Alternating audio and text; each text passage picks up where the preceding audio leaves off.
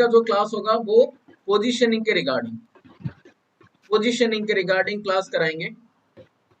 ये हमारा एप्लीकेशन के अंदर ये क्लास नहीं है थ्योरी वाला क्लास, तो आज पोजीशनिंग का थ्योरी वाला क्लास करते हैं।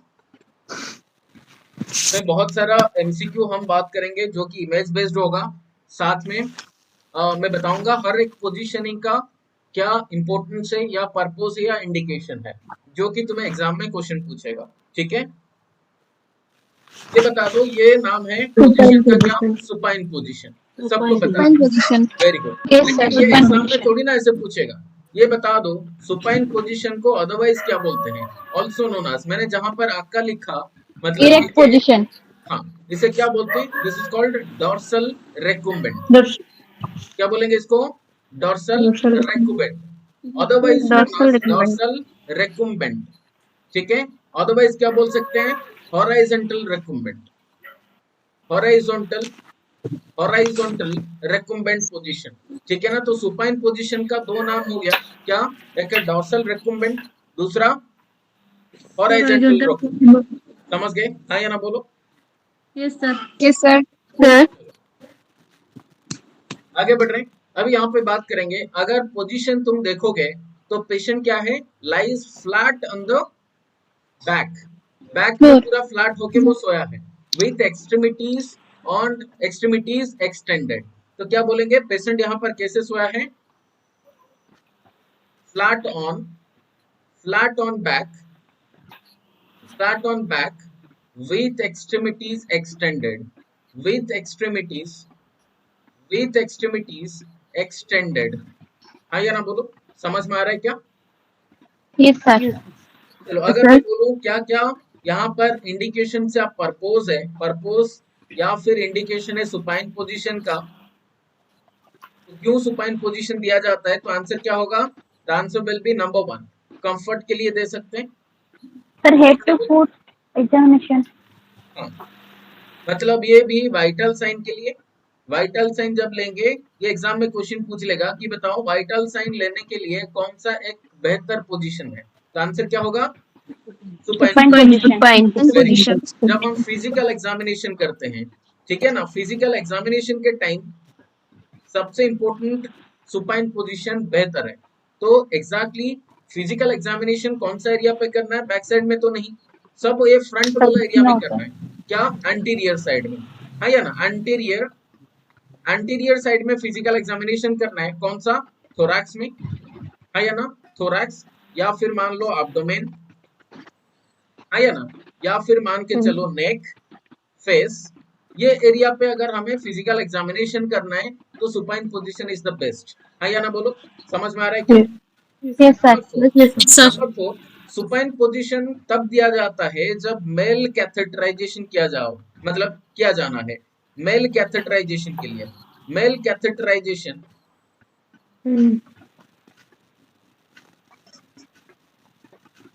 Mail catheterization very important, exam में क्वेश्चन यहाँ से पूछ लेगा, याद रखो। मेल कैथेटराइजेशन के लिए क्यों, मतलब ऑलरेडी ये वाला क्वेश्चन एग्जाम में पूछ चुका है और आगे भी आएगा, इंपॉर्टेंट है। क्यों जहां पर मैं लिख दूं इसका मतलब है ये क्वेश्चन पहले से आया हुआ है। मैं आगे जाके क्यों जहां पर लिखूंगा, याद रखो, इसका मतलब है क्वेश्चन आया हुआ है या फिर ये एक इंपॉर्टेंट क्वेश्चन आगे आने वाला है। तो याद रखो यहाँ पे सुपाइन पोजीशन किस लिए देते हैं? मेल कैथेटराइजेशन के लिए, राइट? समझ में आ रहा है? हाँ या ना बोलो? Yes sir. आगे बढ़ रहे हैं, आगे बढ़ेंगे, बात करेंगे ये वाला पोजीशन। ये पोजीशन को क्या बोलेंगे? हाँ, अभी सुपाइन पोजीशन को डॉर्सल रेकुम्बेंट भी बोलते थे। अभी डॉर्सल रेकुम्बेंट और सुपाइन पोजीशन दोनों में अगर देखोगे तो एक डिफरेंस एक्चुअली है। और कुछ बुक्स में सुपाइन को डॉर्सल रेकुम्बेंट बोला जाता है, लेकिन एक्चुअल में जो डॉर्सल रेकुम्बेंट है वो क्या है? सुपाइन पोजीशन में सोना, पर knee should be little bit flexed. समझ गए? तो यहाँ पे डॉर्सल रेकुम्बेंट मतलब क्या? पहले वो पेशेंट कैसे होना चाहिए? सुपाइन में होना चाहिए, प्लस साथ में क्या? Knee should be flexed, plus knee should be flexed. हाँ या ना बोलो? समझ में आ रहा है क्या? Now this is called as dorsal recumbent. This is called as dorsal recumbent. Dorsal recumbent position. Actual जो डॉर्सल रिकम्बेंट है वो सुपाइन को कभी कभी हम डॉर्सल रिकम्बेंट बोलते हैं, पर एक्चुअल जो डॉर्सल रिकम्बेंट है वो है नी फ्लेक्स्ड होना चाहिए, राइट। अभी यहाँ पे पर्पस क्या है या इंडिकेशन क्या है, कौन सा टाइम पे हमें ऐसा पोजीशन देना चाहिए, डॉर्सल रिकम्बेंट देना चाहिए। नंबर 1 इज रेक्टल और वाजाइनल एग्जामिनेशन। रेक्टल एग्जामिनेशन,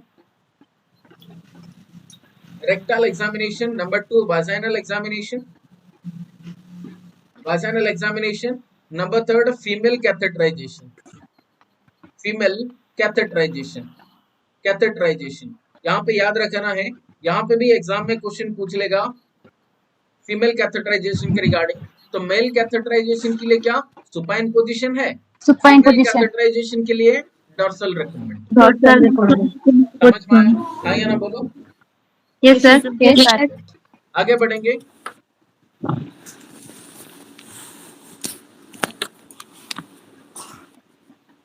प्रत्युष नंदन कौन है बताओ? अश्विन कुमार सर। प्रत्युष नंदन मतलब एक्चुअल नाम क्या है बताओ? ऐसा नाम का कोई तो ज्वाइन नहीं किया कोचिंग क्लास में मेरा। Ashwin Kumar sir.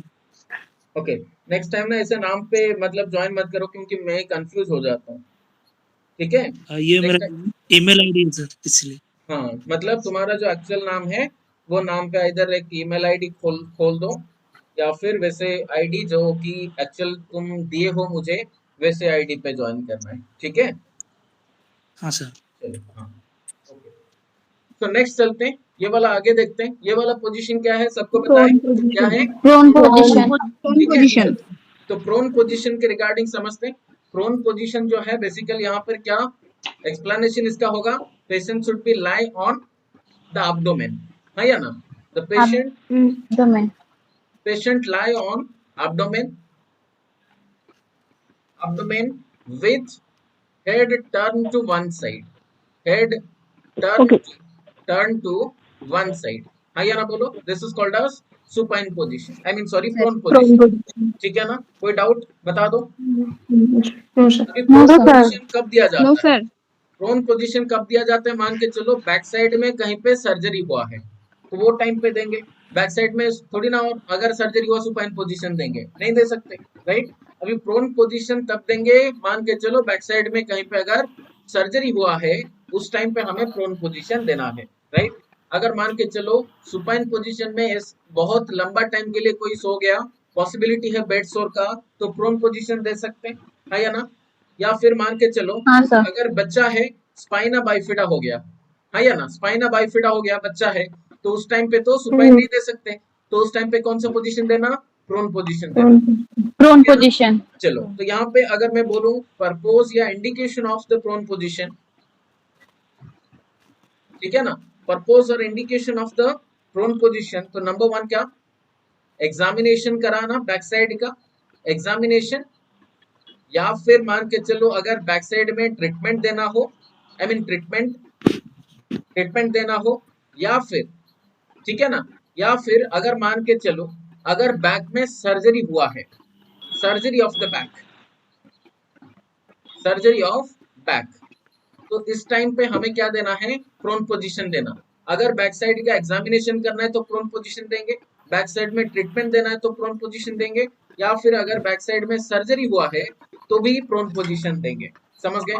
Number 2, to prevent bed सोर, ठीक है ना? टू प्रिवेंट बेड सोर हमें प्रोन पोजीशन देना चाहिए। हमें पता है बेड सोर को प्रिवेंट करने के लिए हमें पोजीशन चेंज करना होता है हर 2 to 3 hours, most commonly 2 hourly याद रखो इज द अप्रोप्रिएट टाइम। हर 2 घंटे में हमें पोजीशन चेंज करना चाहिए, राइट। नंबर 3, अगर किसी बच्चे का स्पाइना बाइफिडा हुआ है, स्पाइना बाइफिडा, है या ना, तो बैक साइड में एक बल्जिंग होगा, सैक जैसा होगा, तो इस टाइम पे हमें सुपाइन पोजीशन नहीं देना, तो कौन सा पोजीशन देंगे? प्रोन पोजीशन, समझ गए? Very good. अभी आगे बढ़, हाँ बोलो। सर ये जो एब्डोमिनल एग्जामिनेशन होता है उसमें appropriate position dorsal recumbent position होता है या सुपाइन पोजीशन होता है? Supine position. एब्डोमिनल अगर मान के चलो सर्जरी हुआ है, आई मीन एग्जामिनेशन के बारे में बोल रहे हो? नहीं सर हाँ सर एग्जामिनेशन के लिए डॉर्सल एग्जामिनेशन रिक्यूम्बेंट, डॉर्सल के लिए। रिक्यूम्बेंट इज द करेक्ट पोजीशन। ठीक है, ओके सर, ठीक है सर। सर हाँ बोलो। सर हम जब पेशेंट वेंटिलेटर में होता है या अगर वो जो कोविड के टाइम पे ऑक्सीजन का अच्छे से सुनाई नहीं दे कैपेसिटी में रहा, अच्छे से सुनाई दे नहीं दे रहा है। अच्छा, और एक बार बोलो। सर जो कोविड टाइम या जो हम वेंटिलेटर में जो पेशेंट रहता है उसका जो लंग्स का कैपेसिटी ऑक्सीजन में जो कम से हार्ट से अगर अंदर जाता है, स्पीड कम होता है, उस टाइम में भी तो हम प्रोन पोजीशन देते हैं लंग्स का वेरी गुड। वो उस टाइम पे थोड़ा सा सपोर्ट मिलेगा। मान के चलो अगर प्रोन पोजीशन होगा तो इसमें क्या होता है, सैचुरेशन बढ़ता है या ना बोलो। तो सैचुरेशन बढ़ाने के लिए ज्यादातर उस टाइम पे हम लोग क्या देते थे, प्रोन पोजीशन देते थे। हाँ या ना बोलो, समझ गए? तो प्रोन पोजीशन उस टाइम पे दे सकते हैं, आज इंडिकेशन बोल सकते हैं। हाँ या ना, टू इम्प्रूव सैचुरेशन। हाँ या ना, लंग्स ऑक्सीजनेशन को बढ़ाने के लिए भी प्रोन पोजीशन दे सकते हैं। हाँ या ना बोलो। Yes sir. ठीक है, चलो यस सर। नेक्स्ट बात करते हैं रिगार्डिंग कंट्राइंडिकेशंस। कौन सा टाइम पे हमें प्रोन पोजीशन नहीं देना है? कौन सा टाइम पे प्रोन पोजीशन नहीं देना है? Number 1, abdominal surgery. Abdominal surgery. हाँ या ना, abdominal yes sir. Surgery. Abdominal surgery के टाइम कभी भी हमें प्रोन पोजीशन नहीं देना है। समझ गए? हाँ या ना बोलो। Yes sir. चलो number yes 2, sir. Respiratory problems. Sir respiratory problems, ठीक है ना, इस टाइम पे प्रोन पोजीशन नहीं देना। अगर एग्जाम में क्वेश्चन पूछा तो एक्चुअल जो पोजीशन होना चाहिए वो क्या, फॉलोअर्स पोजीशन।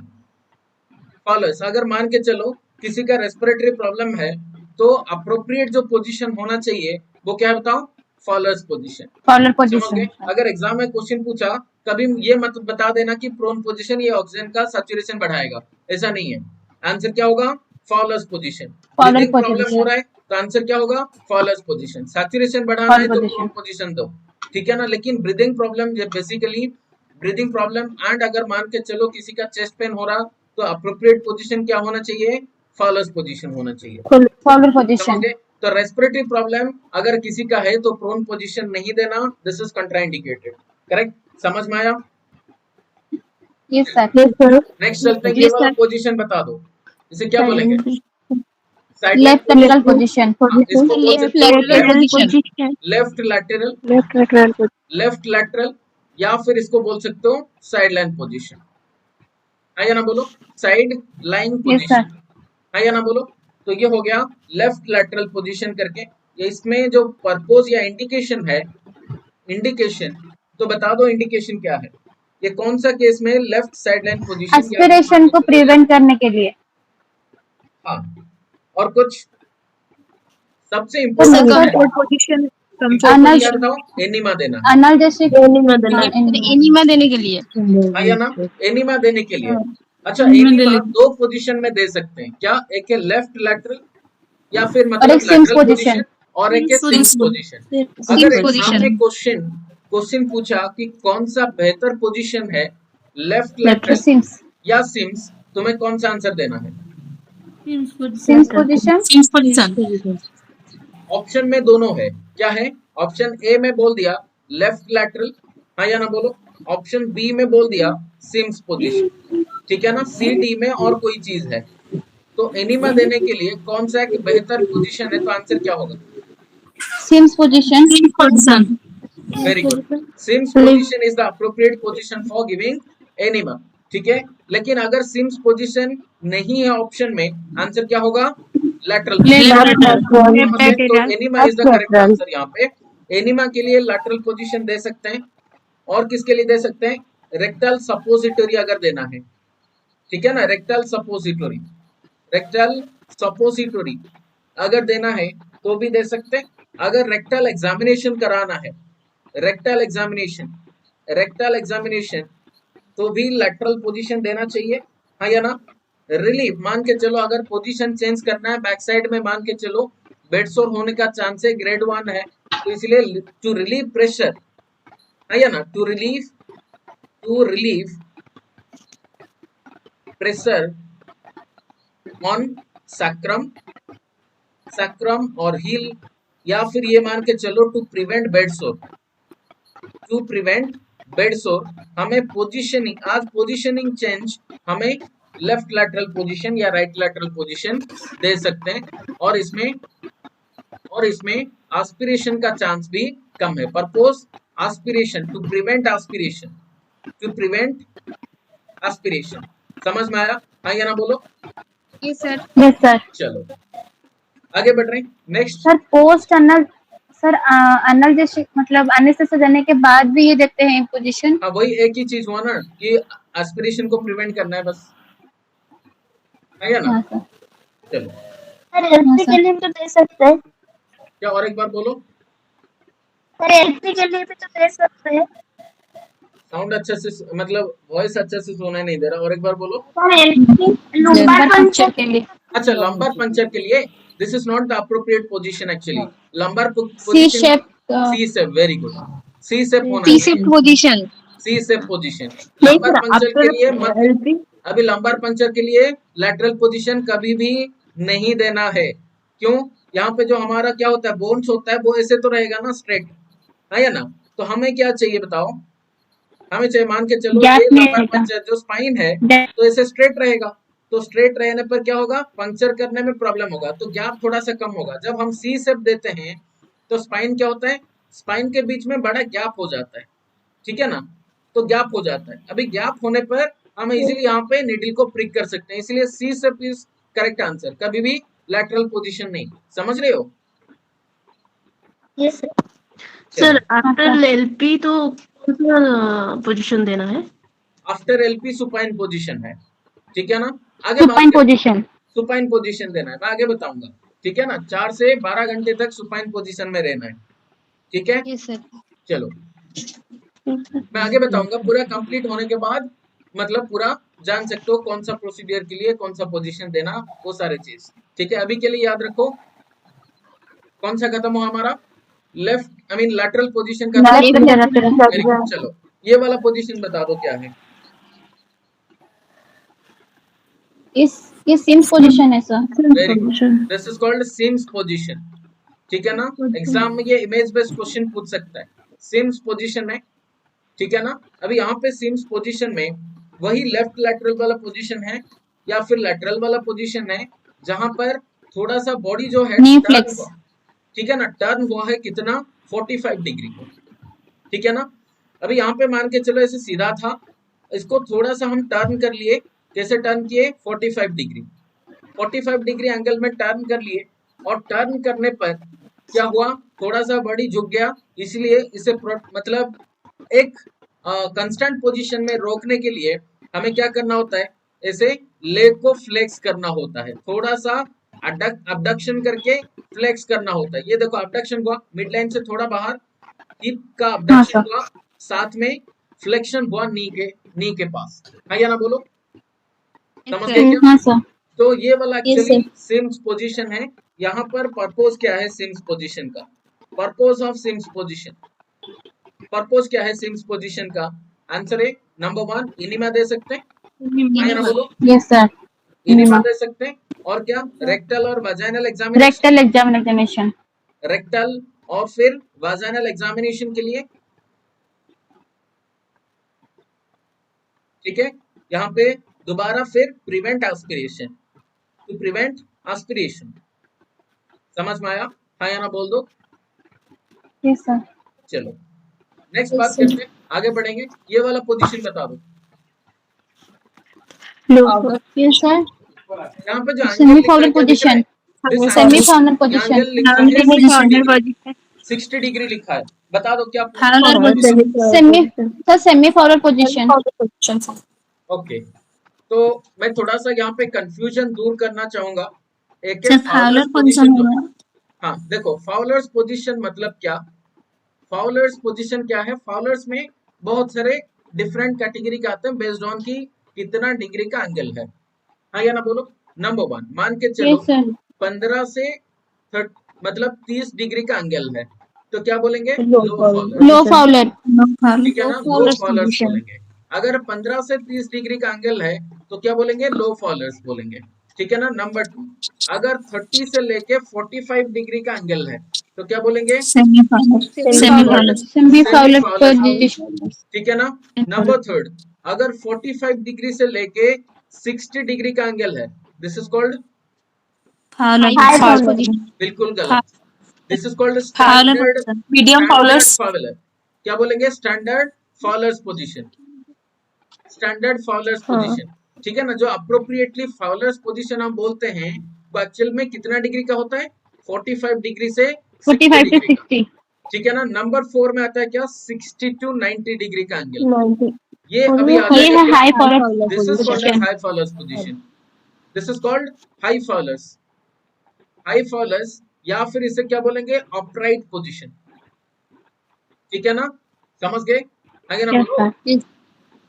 Yes, sir. समझ में आ रहे हैं? Yes, तो मैंने sir. क्या बोला? 15 से 30 डिग्री का अगर एंगल है तो बोलेंगे लो फाउलर्स, 30 से 45 fowler. डिग्री का अगर एंगल है तो बोलेंगे semi Fowler's position, 45 to 60 degree का एंगल है तो बोलेंगे standard Fowler's position, 60 to 90 degree का अगर एंगल है तो बोलेंगे हाई फाउलर्स पोजीशन। समझ गए? अभी ये वाला Yes, कौन sir. सा है बताओ? ये वाला कौन सा एंगल है? 60 डिग्री Standard का। fowlers. Standard fowler. Yes, Standard fowler. Very good, this is called standard Fowler's position. समझ गए? Standard Fowler's position. अभी ये स्टैंडर्ड फॉलोअर्स पोजीशन बेसिकली कब दिया जाता है, क्या इसका इंडिकेशन है या पर्पस है? ठीक है, चलो now the I mean position is called as standard Fowler's, standard Fowler's position, ठीक है।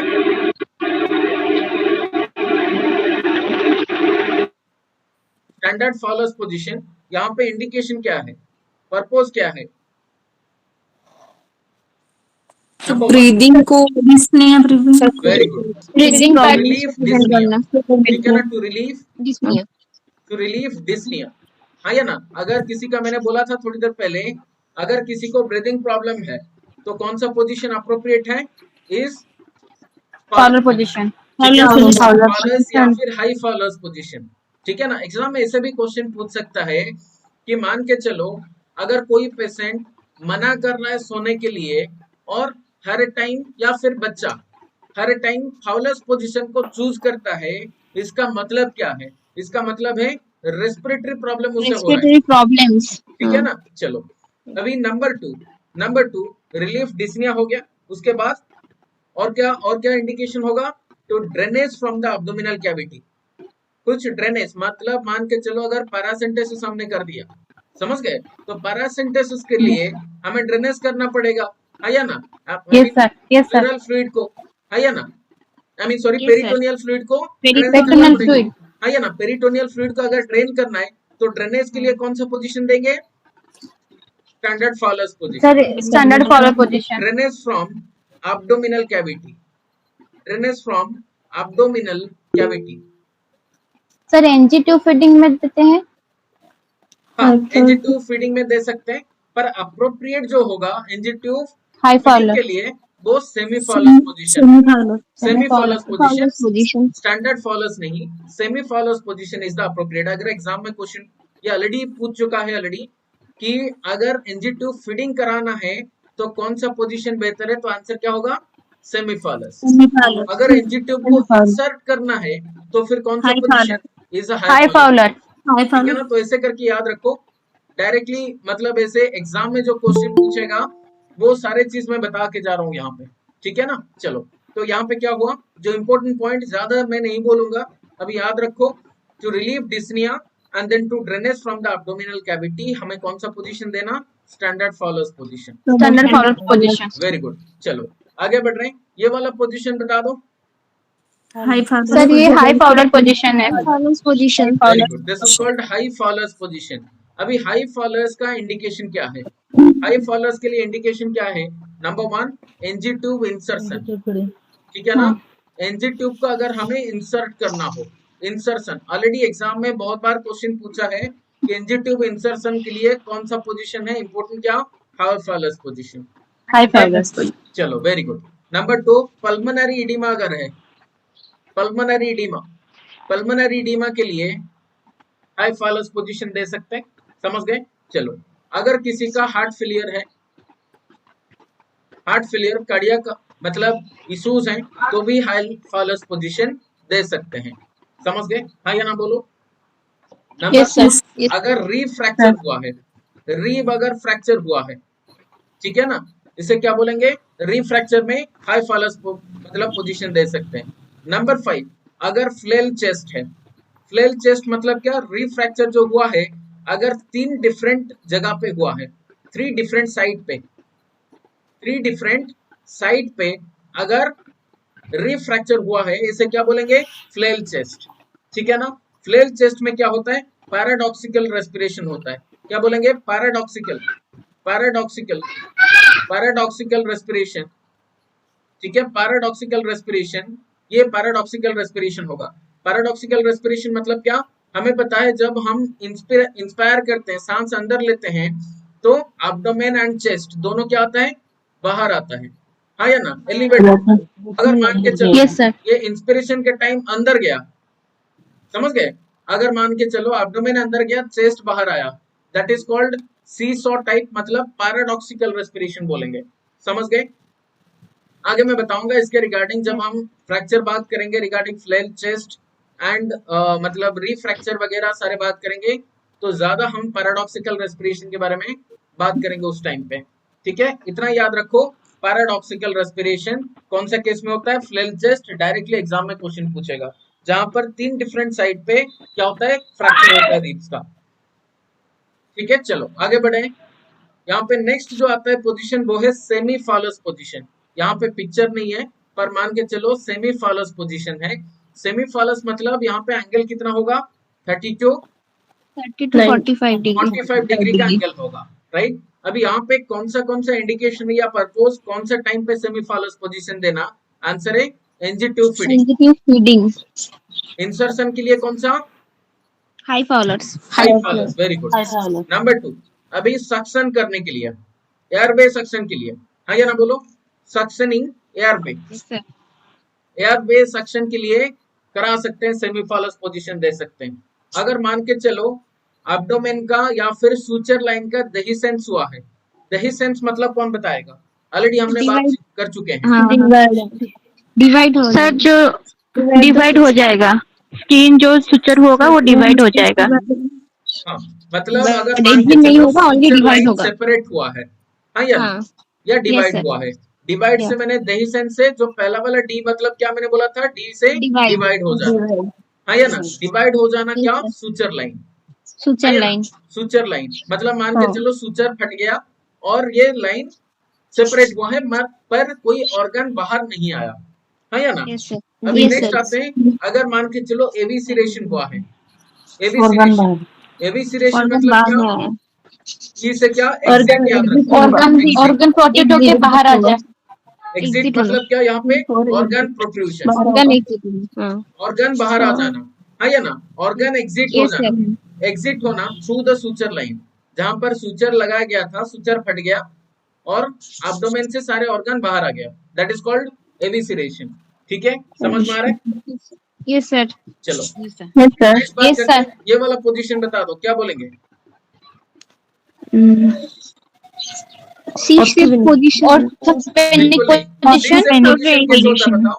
ये लैटरल पोजीशन पे होता है, ठीक है ना? सी सेप लैटरल पोजीशन में, जैसे एलपी के लिए थोड़ी ना Orthopedic position. Orthopedic position. This is called orthopneic position. Orthopneic position क्या बोलते हैं?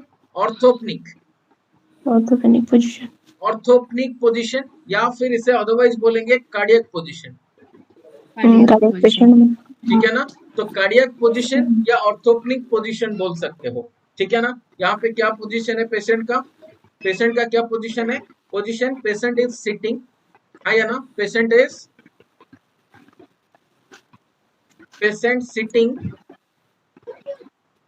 with leaning forward, with leaning forward, leaning मतलब आगे झुकना, है ना?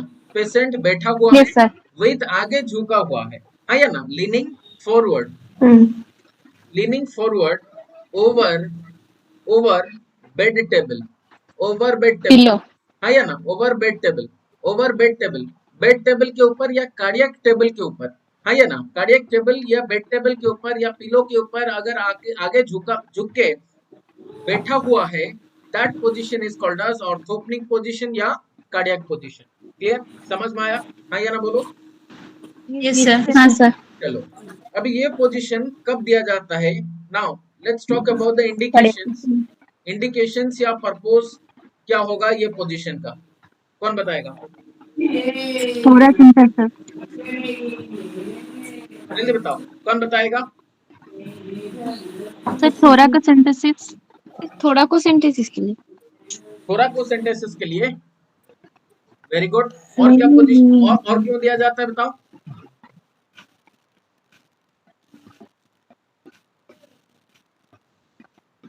और क्यों दिया जाता है? सिंपल, यहाँ पे नाम से ही बता सकते हो ना। कार्डियक मतलब क्या? मतलब अगर किसी को कार्डियक प्रॉब्लम है, चेस्ट पेन हो रहा, उस टाइम पे दे सकते हैं। यहाँ पे ऑर्थोपेनिक मतलब क्या? ऑर्थोपेनिक मतलब अगर लाइंग डाउन में उसको प्रॉब्लम होगा बट वो प्रॉब्लम हो रहा है। बैठने से उसको ठीक लगेगा। Very good. इसलिए ऑर्थोपेनिक मतलब क्या? ऑर्थो मतलब क्या? यहाँ पे सिटिंग या फिर अपराइट। अपराइट पोजीशन गोल नहीं है। ऑर्थो मतलब यहाँ पे क्या है? Upright. Upright position. And Punia मतलब क्या? प्निया मतलब रेस्पिरेशन, अपराइट रेस्पिरेशन। समझ गए? इसका मतलब उसे अच्छा लगता है जब ये अपराइट बैठता है तो अच्छा लगता है रेस्पिरेशन लेने के लिए, दैट इज कॉल्ड ऑर्थोपेनिक। अगर मैं बोलूं ऑर्थोडिस्निया, इसका मतलब क्या? अपराइट पोजीशन में डिस्निया होना। डिस्निया। समझ गए? ऑर्थोपनिया मतलब क्या? जहां पर अपराइट पोजीशन में रेस्पिरेशन लेने के लिए अच्छा लगता है, लेकिन अगर लाइन डाउन में आ गया तो डिस्निया होगा। समझ गए? तो ये ऑर्थोपेनिक पोजीशन। यहाँ पे क्या इंडिकेशन होगा? यस बताओ सर। क्या इंडिकेशन होगा? जल्दी बताओ। Chest pain. या डिस्निया हो गया, हाँ या ना? अगर डिस्निया होता है, चेस्ट पेन हुआ, हाँ या ना बोलो? या फिर अगर कार्डियक प्रॉब्लम है, हाँ या ना? कार्डियक प्रॉब्लम है तो हमें कार्डियक पोजीशन या ऑर्थोपेनिक पोजीशन देना चाहिए। Is it clear? हाँ या ना बोलो? यस। एंड हाँ, थोरासेंटेसिस के लिए, थोराकोसेंटेसिस, थोड़ा थोराकोसेंटेसिस के लिए। ठीक है, समझ में आया? हाँ या ना बोल दो। Yes sir. Yes sir. चलो Yes, sir. आगे बढ़ रहे हैं। ये वाला पोजीशन बता दो क्या है? Trendelenburg position. This is Trendelenburg called as position. Trendelenburg. Trendelenburg position. Trend याद रख सकते हो? ट्रेंडलेनबर्ग, ट्रेंडलेनबर्ग, ठीक है ना? ट्रेंडलेनबर्ग position.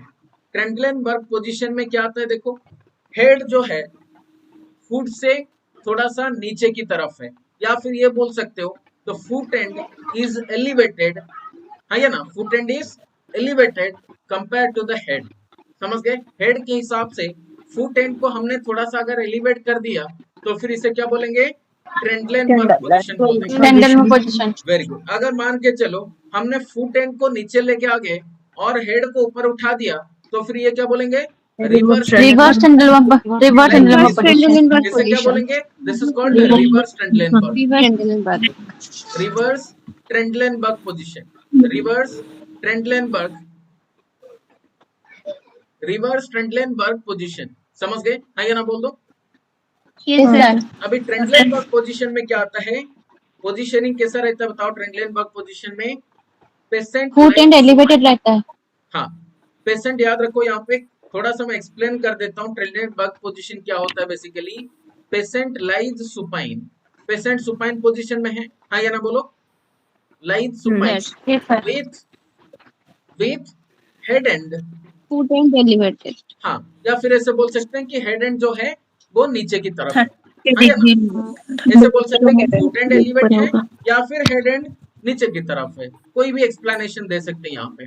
With head and 30 to 45 degree, 30 to 45 degree lower than the feet, हाँ या ना बोलो? Lower than the feet.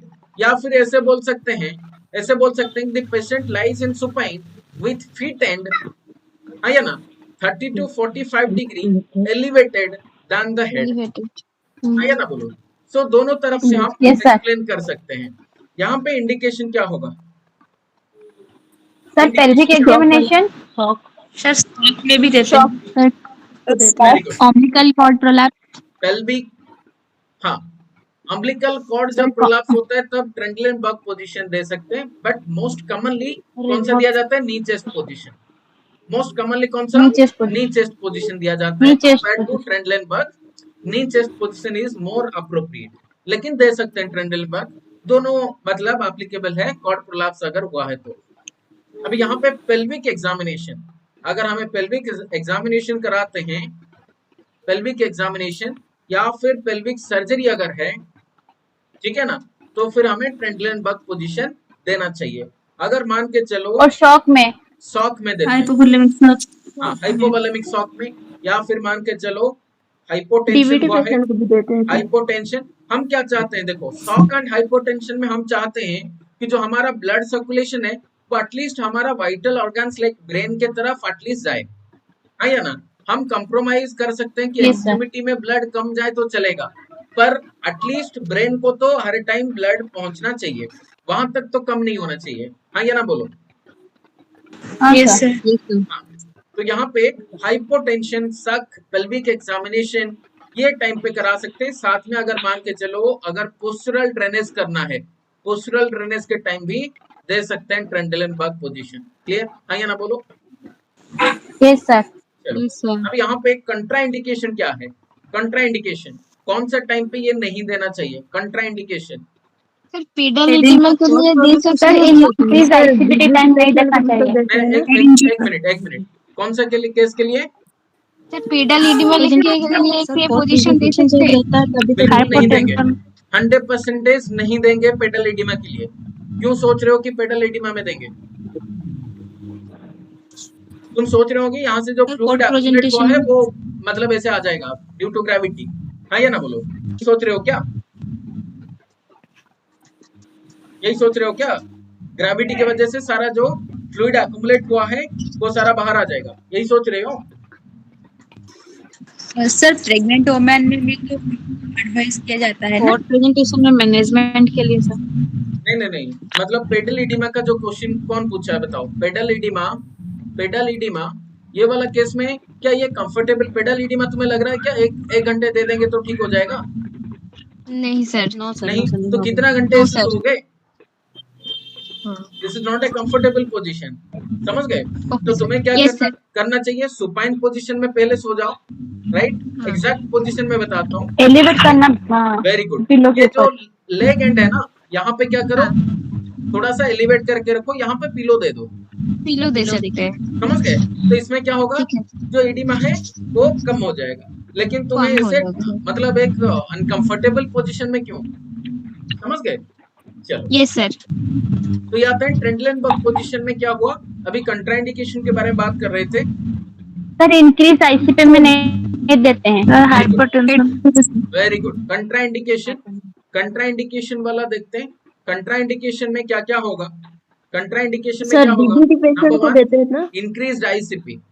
अगर आईसीपी बढ़ा हुआ है तो हमें कभी नहीं देना। क्यों? अगर फिर ब्लड सर्कुलेशन ज्यादा हुआ फिर क्या होगा? आईसीपी बढ़ता जाएगा, हाँ या ना? अगर ब्लड सर्कुलेशन बढ़ा, अगर ब्लड सर्कुलेशन अगर बढ़ा यहाँ पे ब्रेन के अंदर, so this will enhance the intracranial cerebral oedema. हाँ, सेरेब्रल एडिमा भी करा सकता है और आईसीपी बढ़ा सकता है, इसलिए कभी भी नहीं देना है, हाँ या ना बोलो। Yes sir, yes sir. चलो नंबर 2, अगर हेड इंजरी हुआ है, ठीक है ना, हेड इंजरी हाँ, हुआ तब नहीं देंगे। स्पाइनल कॉर्ड इंजरी हुआ है, एससीआई स्पाइनल कॉर्ड इंजरी, तब भी नहीं देंगे, समझ गए? So now this are the conditions which are contraindicated for Trendelenburg position, correct? अभी आईसीपी अगर बढ़ा हुआ है तो क्या पोजीशन देना चाहिए बता दो sir? Reverse semi Fowler. Reverse Trendelenburg बिल्कुल नहीं है, बिल्कुल नहीं है। यहाँ पे sir semi Fowler position.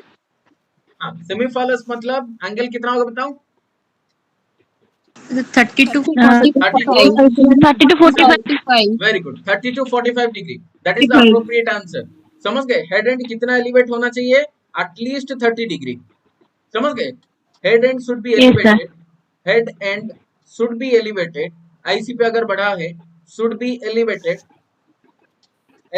At least to 30 degree, 30 degree elevate होना चाहिए। और ये हम सेमीफालस पोजीशन में इंश्योर कर सकते हैं जहां पर 30 to 45 डिग्री का एंगल रहेगा। 45 डिग्री। तो मैंने आईसीपी वाला क्लास में बताया हुआ है क्या पोजीशन होना चाहिए, ये याद रख सकते हो। अगर आईसीपी पढ़ा हुआ है तो 30 to 45 डिग्री का एंगल जो है वो हेड एंड एलिवेट होके रखना चाहिए। समझ गए? हाँ या ना बोलो। Yes sir. चलो आगे बढ़ रहे हैं। ये वाला ऑलरेडी बात किए हैं, पोजीशन का नाम है रिवर्स ट्रेंडलेनबर्ग। समझ गए? हाँ या ना बोलो। हाँ sir. Yes, sir.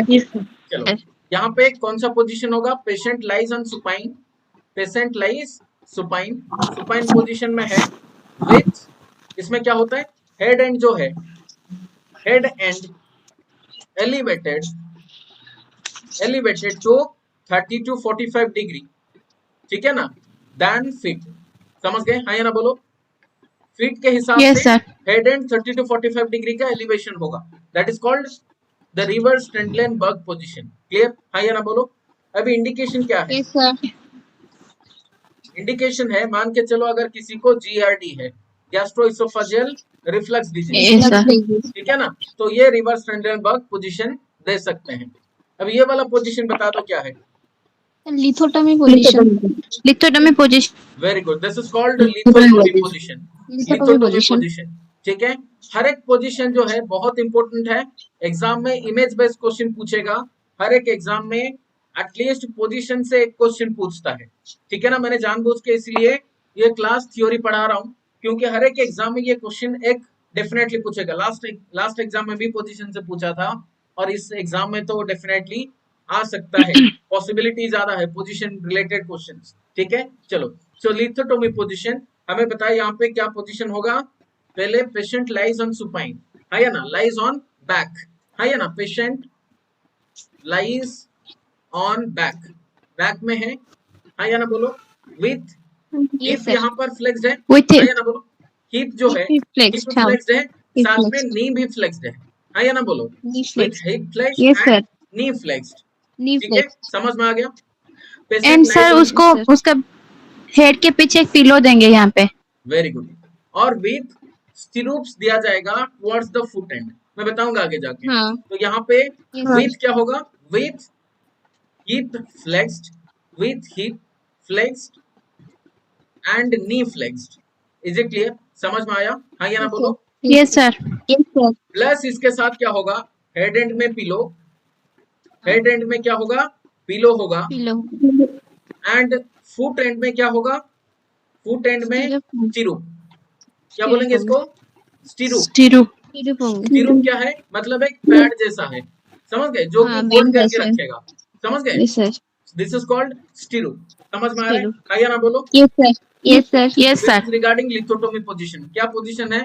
Patient Lying on the back, ठीक है? Like on the Flex back होना with hip चाहिए, and knee flexed, knee flex होना pillow at चाहिए। handed and stirrup at the foot end. Very good, very foot good. And में। बहुत बढ़िया। अब यहाँ पे चलो इंडिकेशन बात करते हैं।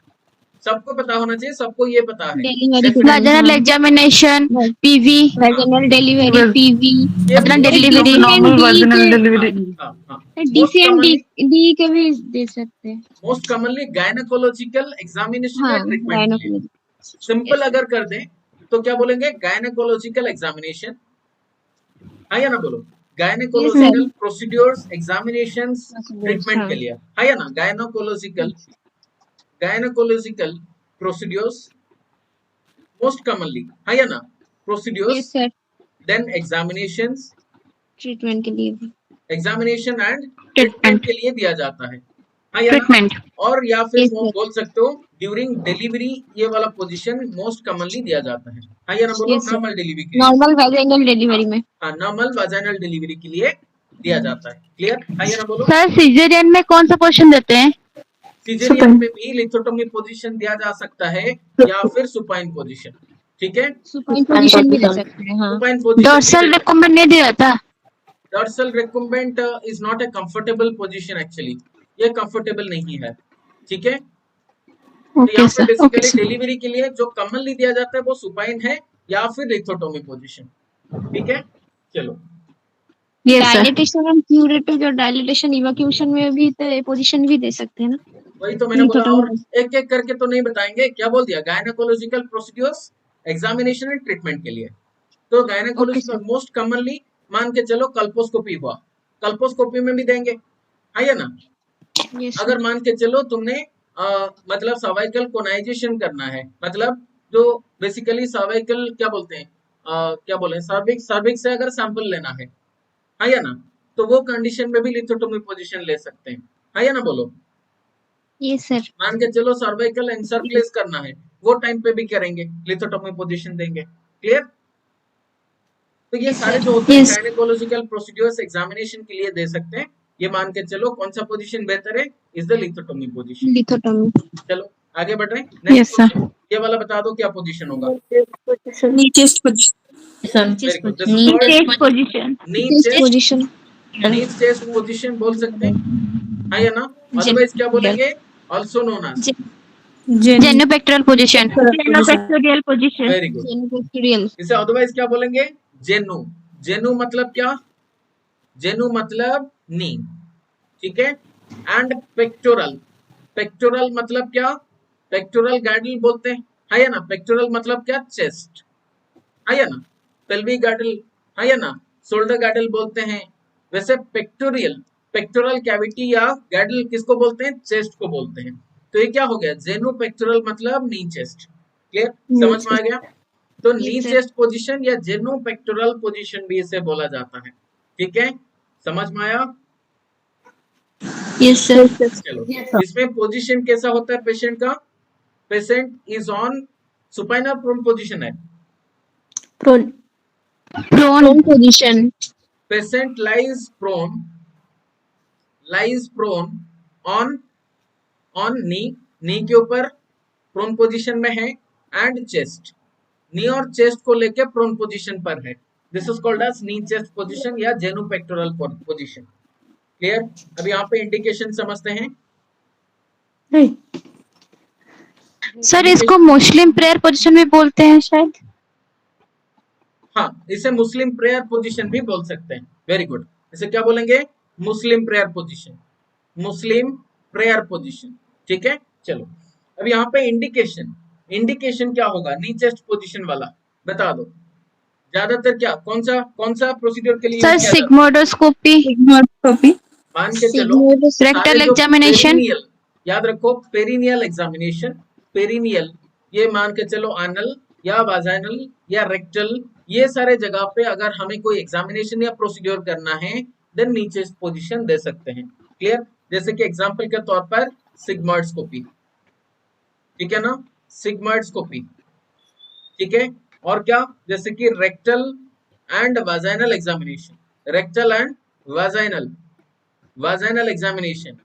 तो इस टाइम पे हम क्या दे सकते हैं, नी चेस्ट पोजीशन दे सकते हैं, ठीक है ना। अगर मान के चलो कोई बच्चा का टेट्रालॉजी ऑफ फैलोट TOF है और सियानोटिक स्पेल हुआ, ठीक है ना, सियानोटिक स्पेल को अदरवाइज क्या बोलते हैं, टेट स्पेल,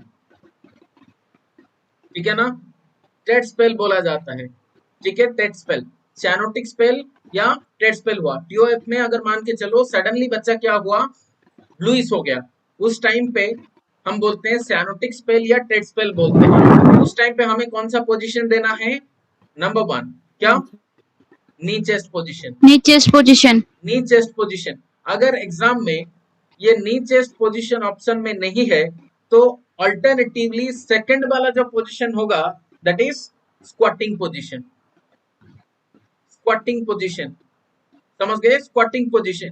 अगर बच्चा जो है सियानोटिक स्पेल के अंदर जा रहा है, टेट स्पेल है बच्चे को, तो पहले नी चेस्ट पोजीशन दे सकते हैं या फिर स्क्वाटिंग पोजीशन दे सकते हैं। क्लियर, समझ में आया।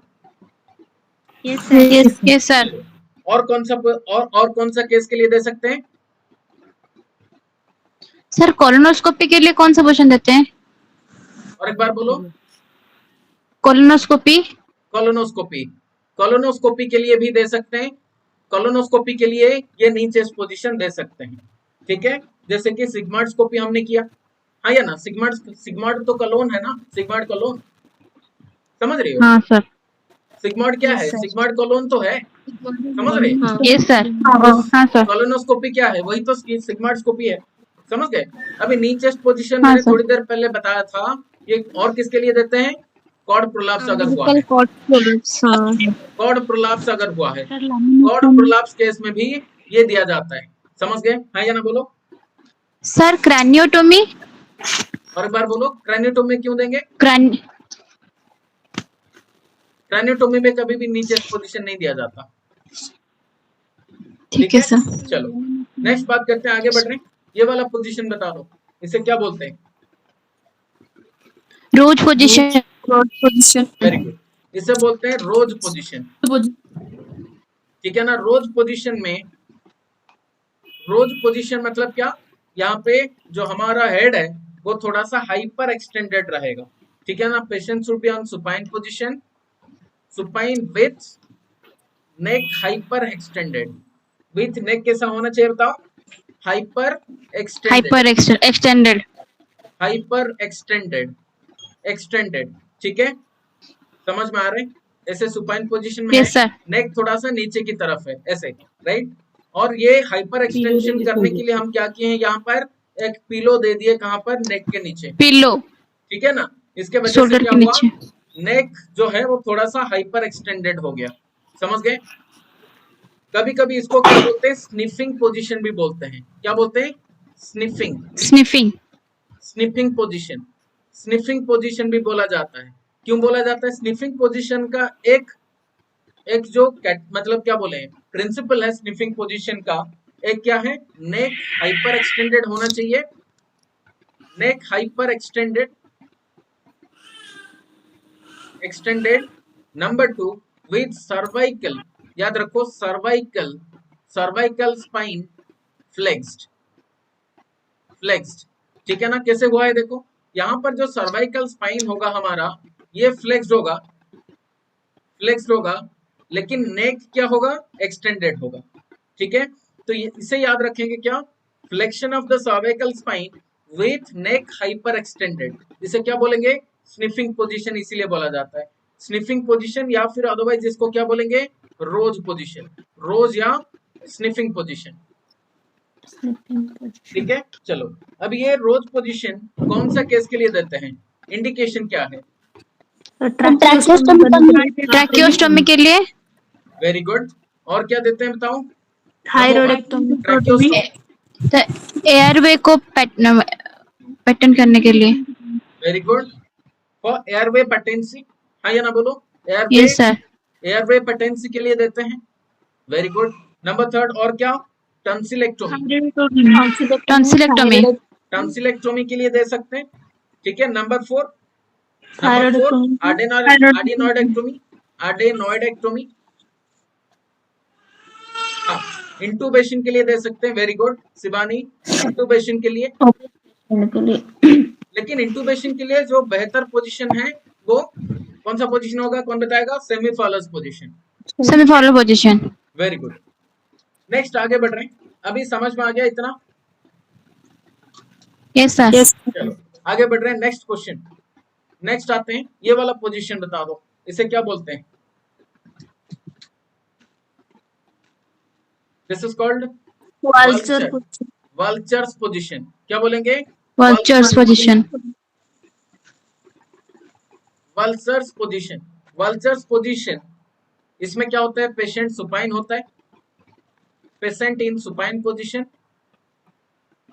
Patient in supine position and lower extremities. Lower extremity देखो, जो बेड का एज है, एज से नीचे की तरफ डैंगलिंग हो रहा है। डैंगल मतलब क्या?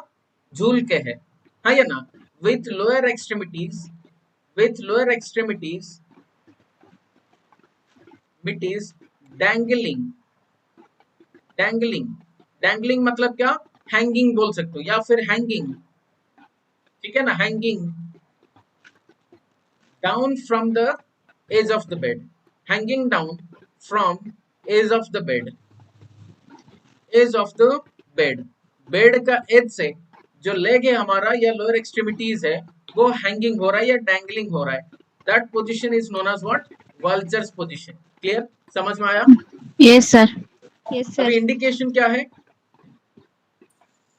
इंडिकेशन ब्रीच प्रेजेंटेशन अगर है, ब्रीच प्रेजेंटेशन में देते हैं। Forcep delivery, forcep delivery. Breech position के लिए, आई मीन ब्रीच प्रेजेंटेशन अगर है, ब्रीफ प्रेजेंटेशन, फोर्सेप डिलीवरी, ठीक है, फोर्सेप्स डिलीवरी के लिए बल्जस पोजीशन दिया जाता है, ठीक है। चलो आगे बढ़ रहे हैं। ये वाला पोजीशन एग्जाम में बहुत बार क्वेश्चन पूछा है, ये बता दो ये पोजीशन को क्या जैक बोलते नाइफ जैक नाइफ पोजीशन. हैं? Very good, this is called a jack knife position, jack knife position, ठीक है, jack knife position, jack knife position, या फिर इसको अदरवाइज क्या बोलते हैं, also known as modified prone position. नहीं, किडनी पोजीशन, क्या बोलते हैं, किडनी पोजीशन, क्या बोलेंगे इसको, किडनी पोजीशन, किडनी जैसा है ना फिर, हाँ या ना बोलो, समझ रहे हो? हाँ सर. किडनी जैसा है तो क्या बोलेंगे, किडनी पोजीशन बोल सकते हैं, हाँ या ना बोलो, समझ में आ रहा है क्या? Yes sir. Yes sir. तो जैकनाइफ पोजीशन या किडनी पोजीशन बोल सकते हैं। इंडिकेशन क्या, ठीक है, इंडिकेशन मतलब जैकनाइफ पोजीशन को कब दिया जाता है? Number 1 anorectal surgery, anorectal surgery वाला केस में देंगे, हेमोरोडेक्टोमी, हेमोरोडेक्टोमी वाला केस में जैकनाइफ पोजीशन या किडनी पोजीशन देते हैं। क्लियर, समझ में आया, हाँ या ना बोलो? Yes sir. चलो नेक्स्ट बात करते हैं अभी कुछ पोजीशन जो कि डिफरेंट प्रोसीड्योर में दिया जाता है, position in different procedures.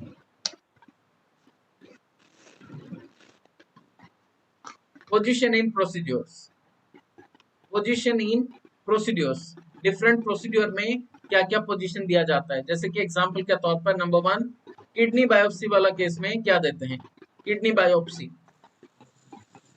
Before prone position, after supine position, before नहीं, ड्यूरिंग बायोप्सी, ठीक है ना, ड्यूरिंग बायोप्सी।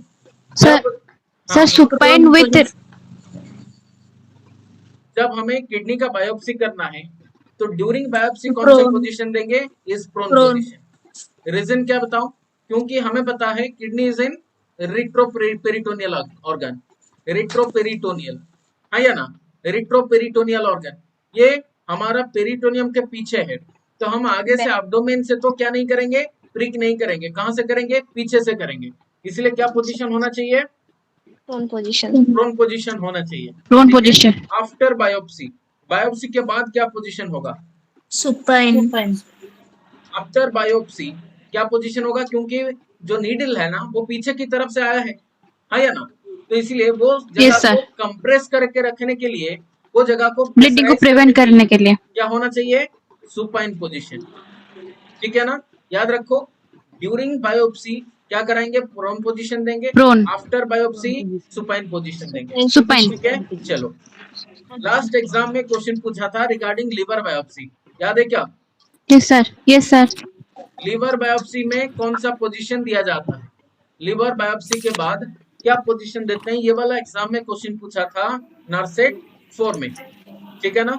अभी sir right side lateral position, right lateral after during liver biopsy क्या पोजीशन देंगे, supine position, supine with right arm extend, याद रखो, to back of the head. याद रखो, बस सुपाइन याद रखो, मैं ज्यादा स्ट्रेस नहीं दे रहा हूँ किसी चीज पर, ठीक है ना, इतना बस याद रखो, सुपाइन पोजीशन है, हमें पता है राइट आर्म को क्या करना है, हेड के पीछे लेके रखना है, ठीक है ना, सो दैट ये लीवर के पास हम जब बायोप्सी लेते हैं वो इंटरफियर ना करे और ये स्ट्रेच होके रहेगा हमारा जितना मसल्स हैं, तो यही हमारा मकसद है। तो क्या होना चाहिए, सुपाइन पोजीशन होना चाहिए, प्लस राइट आर्म कहाँ पर होना चाहिए, बिलो द हेड, ठीक है ना, बैक ऑफ द, हाँ ठीक है ना, समझ में आ रहा है क्या, right arm below the head, मैं ज्यादा कॉम्प्लिकेटेड नहीं कर रहा हूँ, yes sir. Below the head, याद रखो इतना, बिलो द हेड। तो इसमें क्या होगा, जैसे राइट आर्म को उठा के बिलो द हेड रख दिया तो इसमें क्या होगा, पूरा स्ट्रेच होगा राइट साइड, है ना, बोलो, स्ट्रेच होने से ब्रेक अच्छा से होगा, रिब्स ऊपर उठ जाएगा तो रिब्स के बीच में गैप अच्छा रहेगा, है ना, बोलो। तो इसलिए बेसिकली लिवर बायोप्सी हमें क्या करना चाहिए, राइट आर्म को बिलो द हेड उठा के बिलो द हेड रख लेते हैं सुपाइन पोजीशन में। आफ्टर बायोप्सी क्या पोजीशन होना चाहिए, जो साइड में हमने बायोप्सी किया वो साइड को नीचे की तरफ रखेंगे, हाँ या ना, है ना, बोलो। हाँ। मान के Yes, चलो sir. हमने सुपाइन पोजीशन, मान के चलो यहाँ पर सुपाइन पोजीशन में कोई पेशेंट है, तो हमें क्या करना, लीवर बायोप्सी के लिए प्रिक करना इधर है या ना, बोलो। तो कौन सा साइड में प्रिक किए, Yes. राइट साइड में प्रिक कर दिए, राइट साइड। ठीक है राइट। ना। जब हमने राइट साइड पे प्रिक किया तो फिर यहाँ पे क्या होगा, ये जो प्रिक है, इंसिजन, मतलब इंसिजन तो नहीं बोल सकते, थोड़ा सा तो होल होगा, हाँ या ना, समझ गए क्या। तो ये राइट साइड को क्या हाँ। करेंगे, नीचे की तरफ रखेंगे और सोएंगे, जिसे क्या बोलेंगे, right lateral position. Bleeding. Bleeding नहीं होगा, और ये जो पंक्चर हुआ है वहां से कोई भी क्या होगा, प्रेशर की वजह से वहां से कोई भी ड्रेनेज नहीं होगा, समझ गए, हाँ या ना, बोलो। तो बेसिकली Yes, sir. इसलिए क्या करते हैं, आफ्टर, कहाँ चला गया, हाँ, आफ्टर बायोप्सी क्या पोजीशन देना, right lateral, lateral. Right lateral position, ठीक है। ड्यूरिंग लिवर बायोप्सी पोजीशन क्या था, सुपाइन पोजीशन था। आफ्टर बायोप्सी क्या देंगे, राइट लैटरल पोजीशन, समझ गए, हाँ या ना, बोल दो। Yes sir. Yes, sir. Very good. अभी नेक्स्ट बात करते हैं, अगर मान लो किसी का टंसिलेक्टोमी हुआ है, टंसिलेक्टोमी, तो क्या पोजीशन देंगे, टंसिलेक्टोमी के लिए क्या, रोज पोजीशन।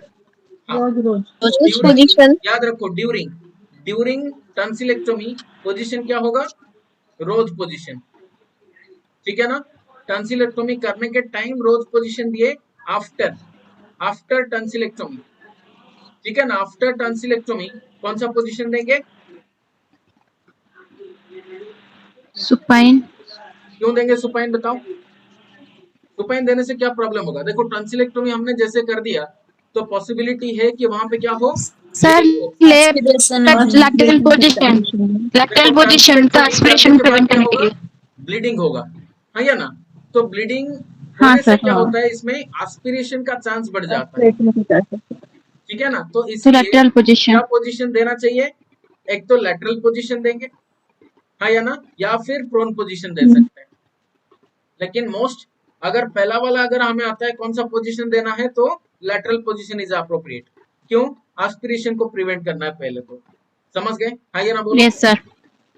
Yes, sir. चलो, अगर मान के चलो कॉर्ड प्रोलैप्स हुआ है,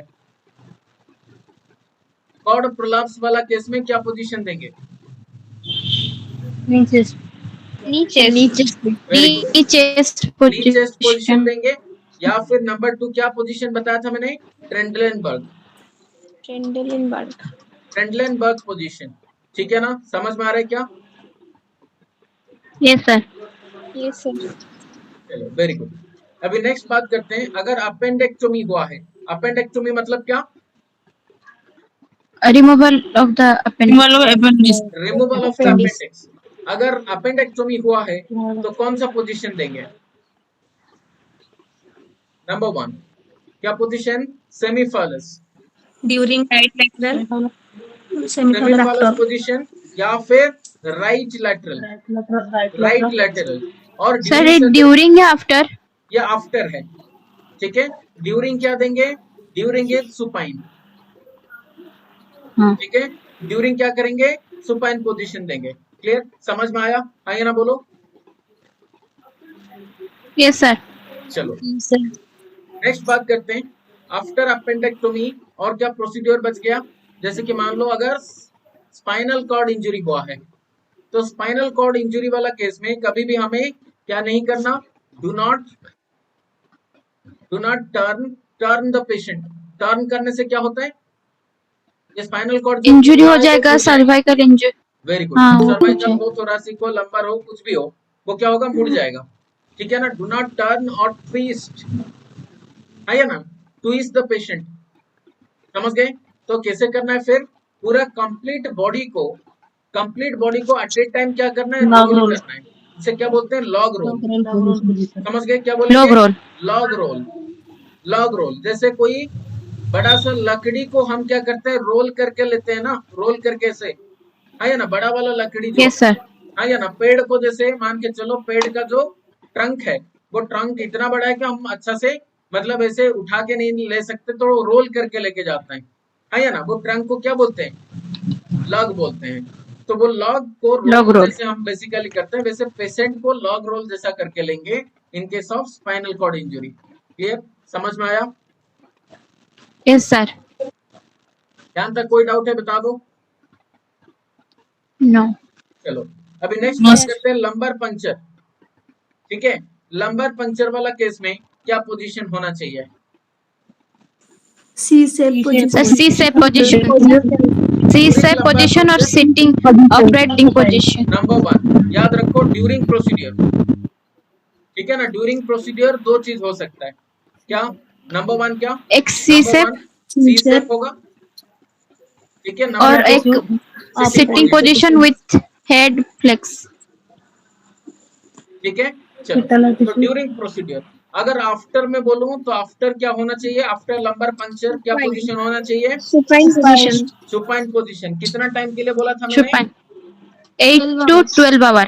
हाँ, जो 4 से 12 घंटे तक हमें बिल्कुल क्या करना, सुपाइन पोजीशन में पेशेंट को रखना है।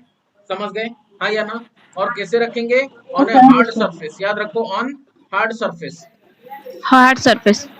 ठीक है ना, हार्ड सरफेस के ऊपर पेशेंट को सुलाना होता है आफ्टर लंबर पंक्चर। क्लियर? हाँ या ना बोलो। उसके बाद सर, उसके बाद क्या? मतलब 12 आवर के बाद कौन सा पोजीशन? Comfortable position.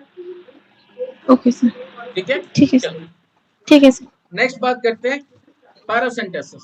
पैरासेंटेसिस मतलब क्या? Removal of the fluid from the peritoneal cavity.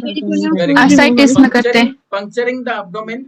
ठीक है ना, जब हम एब्डोमेन को पंक्चर करते हैं और कुछ फ्लूइड निकालते हैं from the peritoneal cavity, that is called as paracentesis. हाँ या ना बोलो? समझ में आ रहा है क्या? पैरासेंटेसिस के टाइम कौन सा पोजीशन दिया जाता है? Position during paracentesis. Answer is, जल्दी बताओ। Supine position. Semi Fowler's position, semi Fowler's position दे सकते हैं या फिर सिटिंग अपराइट पोजीशन दे सकते हैं। अपराइट, ठीक है, अपराइट और सेमीफालस पोजीशन। ठीक है, समझ में आया? Yes, sir. चलो नेक्स्ट, अगर थोराकोसेंटेसिस है, थोराकोसेंटेसिस, थोराकोसेंटेसिस वाला केस में क्या पोजीशन देना चाहिए?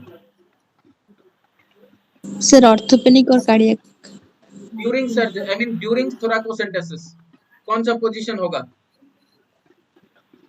Sitting position. हाँ या ना? सिटिंग पोजीशन होगा। हाँ या ना बोलो?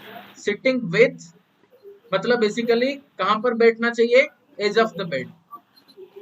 As of the bed, bed जहां पर मतलब खत्म हुआ है वहां पर बैठ जाओ सिटिंग पोजीशन पे। और थोराकोसेंटेसिस कहां पर बेसिकली किया जाता है? फ्रंट या बैक से? Front side. मतलब कौन से साइड से करते हैं थोराकोसेंटेसिस? बैक या फ्रंट साइड से? Front side sir. बिल्कुल गलत आंसर। कौन सा साइड से करते हैं? बैक साइड से। ठीक है ना, तो सिटिंग पोजीशन में अगर तुम रहोगे तो प्रिक कैसे करना मैं बताता हूँ। यहाँ पर देखो, मतलब मान के चलो ये एज ऑफ द बेड में बैठा हुआ है, बैक साइड में ये नहीं है।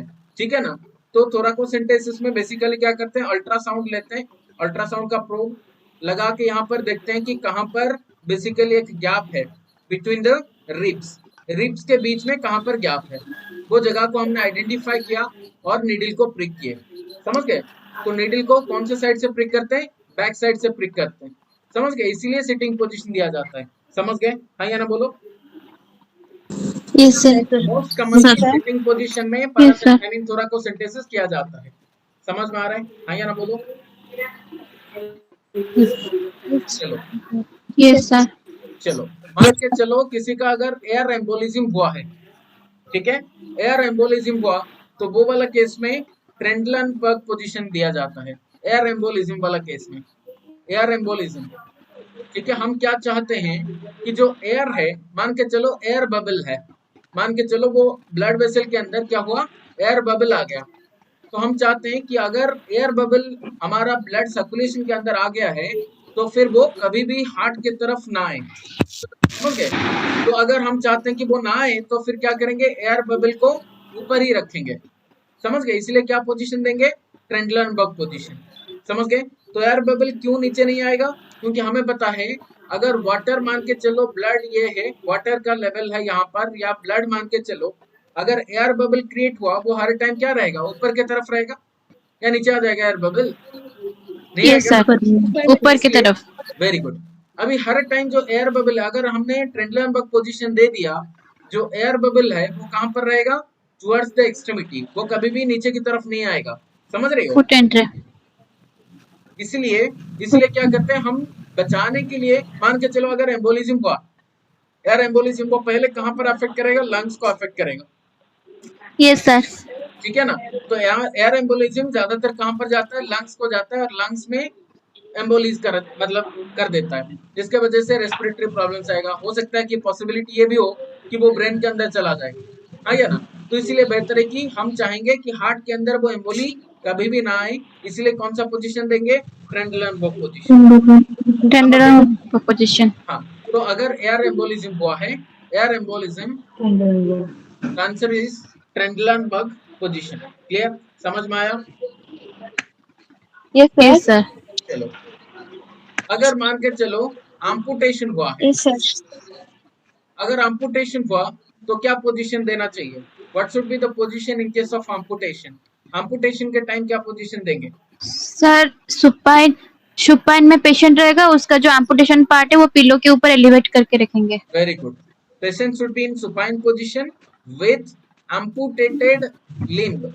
याद रखो, द एम्पुटेटेड स्टंप भी बोल सकते हो, एम्पुटेटेड स्टंप या एम्पुटेटेड लेग, है ना? या फिर extremity should be elevated, should be elevated, elevated। समझ गए? हाँ या ना? ओवर है पिलो और ऑन ए पिलो, पिलो के ऊपर क्या करेंगे? एम्पुटेटेड लेग को रख के थोड़ा सा एलिवेट करके रखेंगे। क्लियर? समझ में आया? Yes sir. Yes sir. अभी क्वेश्चन पूछो, ईडिमा बता नहीं देना। होगा। अभी क्वेश्चन पूछता हूँ, ठीक है? क्वेश्चन पूछूंगा, Yes, बताना sir. कौन सा पोजीशन होगा। थोड़ा सा रिवीजन, ठीक है? चलो रिवीजन ये बताओ, एनीमा के लिए कौन सा पोजीशन देंगे? Sims position. फर्स्ट प्रायोरिटी और second priority lateral position. Male catheterization के लिए, मेल कैथेटराइजेशन के लिए कौन सा सुपाइन पोजीशन। स्पाइन पोजीशन के लिए supine. Female catheterization, dorsal recumbent position. Dorsal recumbent position. समझ गए? कोई डाउट यहाँ तक बता दो। No sir. चलो, अगर मान के चलो किसी का स्पाइना बाइफिडा हुआ है, प्रोन पोजीशन। तो उससे प्रोन पोजीशन देंगे। प्रोन पोजीशन देंगे। समझ गए? Yes sir. अगर रेक्टल सपोजिटोरी देना है, पोजीशन लैटरल भी दे सकते हैं। मोस्ट कॉमनली कौन सा? लेफ्ट लैटरल, ठीक है ना? लेफ्ट लैटरल, ठीक है ना? चलो, अगर हमें वाजाइनल एग्जामिनेशन करना है, वाजाइनल एग्जामिनेशन, तो कौन सा पोजीशन दे सकते हैं? Lithotomy position. लिथोटोमी दे सकते हैं, है या ना? लिथोटोमी दे सकते हैं। Number 2 dorsal recumbent. डॉर्सल दे सकते हैं। और क्या दे सकते हैं? और knee chest. Knee chest position दे सकते हैं, ठीक है ना? तो vaginal examination, lithotomy, dorsal recumbent and knee chest position, कोई भी पोजीशन दे सकते हैं, ठीक है ना? Yes sir. चलो, यस सर। Very good. अभी मुझे बता दो, फॉलोअर्स पोजीशन का जो कैटेगरी है वो क्या क्या है फॉलोअर्स में? Number 15 to 30 degree, low fowler, 30 to 45 semi fowler, या एक एक करके मैं पूछना बता रहा हूँ। लो फॉलोअर्स मतलब क्या? 15 to 30 डिग्री। 30 नंबर 2 उसके बाद क्या आते हैं? Semi followers, 30 to 45 degree. 45 degree. Number 3 semi के बाद क्या आता है? स्टैंडर्ड, standard, 45 to 60, स्टैंडर्ड मतलब क्या? 45 to 45 to 60 degrees. 60 डिग्री, ठीक है। नंबर 4 क्या था बताओ? High Fowler, high fowler 90 degree, समझ गए? आगे ना बोलो। इसको अपवर्ड पोजीशन भी बोलते हैं। Very good. अब ये मुझे बता दो, जेनोपेक्टोरल पोजीशन मतलब क्या? नीचे पोजीशन और Muslim prayer position. Knee chest position, समझ गए? हाँ या ना बोलो। Yes, sir. चलो, वेरी गुड। अब ये मुझे बताओ, पैराडॉक्सिकल रेस्पिरेशन कौन सा केस में आता है? Filled chest इनके इसमें फ्लेल चेस्ट। हाँ बोलो, फ्लेल चेस्ट मतलब क्या? थ्री डिफरेंट साइड पे रिब अगर फ्रैक्चर हो जाए तो। Very good. 3 डिफरेंट साइड पे अगर रिब्स का फ्रैक्चर हुआ है, रिब्स फ्रैक्चर हुआ तो क्या बोलेंगे? This is flail chest. और कौन सा रेस्पिरेशन होगा? आंसर है paradoxical respiration. Paradoxical respiration very good, इसमें हाउ फॉलो पोजीशन देते हैं। Very good. अब यहाँ पे बता दो, एनजी ट्यूब इंसर्शन करने के लिए क्या पोजीशन है? NG tube high Fowler position. NG tube insertion करने के लिए हाई फॉलोअर्स पोजीशन, ठीक है ना? एनजी ट्यूब फीडिंग के लिए NG tube feeding semi Fowler position. ठीक है ना? कोई डाउट? No sir. अभी मुझे बता दो, ऑर्थोपनिक पोजीशन को अदरवाइज क्या बोलते हैं? Cardiac position. Also known as cardiac position. Cardiac position, ठीक है। चलो, यस सर। Very good. अभी मुझे बता दो, शॉक या फिर हाइपोटेंशन वाला केस में कौन सा पोजीशन देंगे? पोजीशन, ठीक है ना? चलो, और कोई डाउट बता दो। अच्छा हाँ, और एक इम्पोर्टेंट जो एग्जाम में क्वेश्चन पूछता है वो है सैनोटिक स्पेल, या फिर इसे अदरवाइज क्या बोलते हैं? TET spell. टेट स्पेल कौन सा केस में आता है? टेट्रालोजी ऑफ फैलट वाला केस में, ठीक है ना? तो क्या पोजीशन देते हैं? नंबर 1 नी चेस्ट और फर्स्ट प्रायोरिटी नी चेस्ट और सेकंड प्रायोरिटी में स्क्वाटिंग पोजीशन और अदरवाइज स्क्वाटिंग पोजीशन। और सर इंगुइनल हर्निया को एग्जामिन करने के लिए स्क्वाटिंग पोजीशन देते हैं। हाँ, इंगुइनल हर्निया को एग्जामिनेशन करने के लिए भी स्क्वाटिंग पोजीशन दे सकते हैं। Very good. नेक्स्ट आगे बढ़ रहे हैं। अगर बोले में वल्चर्स पोजीशन, ये वल्चर्स पोजीशन क्या होता है? कौन बोलेगा? What is vultures position? इसमें पेशेंट जो सुपाइन पोजीशन में रहेगा और उसका लेग जो है वो बेड के एज में हैंगिंग होके रहेगा। लेग हैंगिंग होगा। हाँ, supine plus leg hanging on the edge of the bed. Leg hanging होगा कहाँ से? एज ऑफ द बेड, ठीक है। चलो, ये कौन सा प्रोसीड्योर के लिए किया जाता है? ब्रीच प्रेजेंटेशन और forceps delivery and forceps delivery. Very good. चलो, मुझे लगता है सबको समझ में आ गया होगा आज का क्लास। कोई डाउट है? Yes sir. No sir. चलो, नो अभी सर। मैं बताऊंगा रिगार्डिंग और एक इम्पोर्टेंट मतलब चीज है जो कि हैंड हाइजीन के लिए है। वो भी क्लास हरी सर ने लिए हुए हैं, वो वाला क्लास भी देख सकते हो। साथ में एक इम्पोर्टेंट चीज मैं बताऊंगा हैंड हाइजीन का, ठीक है।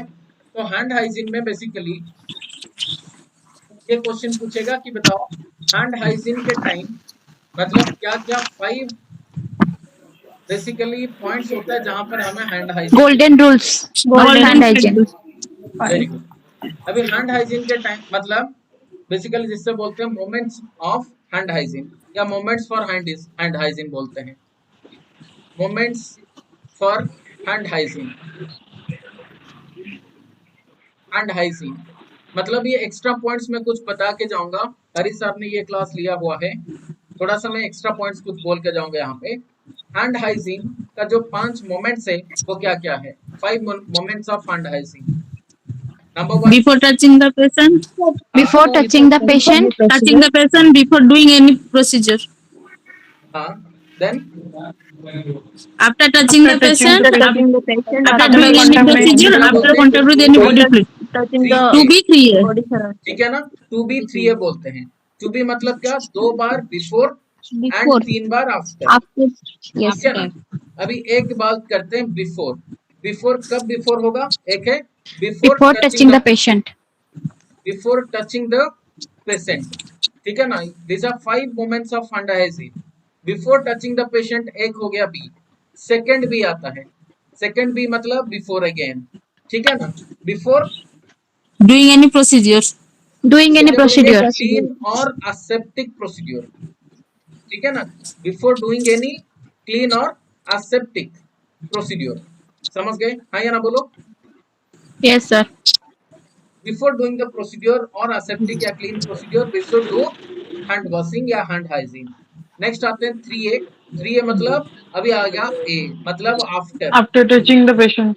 After touching the patient.